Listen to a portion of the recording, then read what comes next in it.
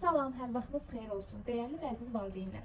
Bugün sizə övladınızla oynaya biləcəyiniz maraqlı və eyni zamanda uşağınıza çox faydalı bir oyunla gəlmişəm. Bu oyun vasitəsilə siz həm övladınızla diyaloqa girmiş olacaqsınız, ünsiyyət quracaqsınız, onun birbaşa hisslərlə təmas edib, bəzi problemlər varsa onları kökünü bilmiş olacaqsınız, övladınızla bu oyun vasitəsilə ünsiyyətə girərək və eyni zamanda da maraqlı bir vaxt keçirmiş olacaqsınız. İlk növbədə qeyd etdim ki, uşaqlar üzərində hisslər, emosiyalar ən vacib nüanslardan biridir. Bir valideyn olaraq da bizim uşaqların hisslərini görməməzlikdən gəlməməliyik. Yəni onların hisslərinə təmas eləməyi, birbaşa özlərinin də öz hissləri ilə üzləşməsinə kömək etməliyik ki, bu oyun da sırf ona kömək edir. İlk növbədə bir vərəq götürüb, orada emosiyaları çəkəcəksiniz.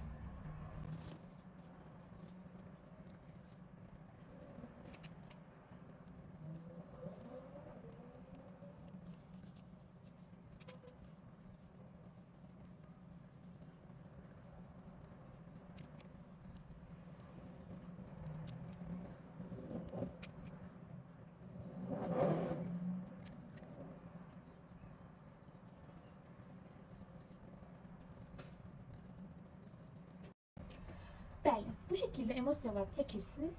Daha sonra övladınıza sual verirsiniz. Bugün özünü bunlardan hansı olaraq gördün? Yəni bu olaraq hansı keçirdin daha çox? Övladınız birini və yaxud da bir neçəsini də seçə bilər və seçdiyi üzərindən söhbət etməyə davam edirsiniz. Məsələn, xoşbəxt hiss etdiyiniz deyirsən, nə üçün xoşbəxt hiss etdi, hansı anlarda xoşbəxt hiss etdi. Daha sonra uşağınız və yaxud seçə bilər əsəbini. Bugün əsəbi olmuşam, nə üçün? Bu cür olduğu üçün və onunla söhbət edərək hisslərinə təmas edə bilərsiniz.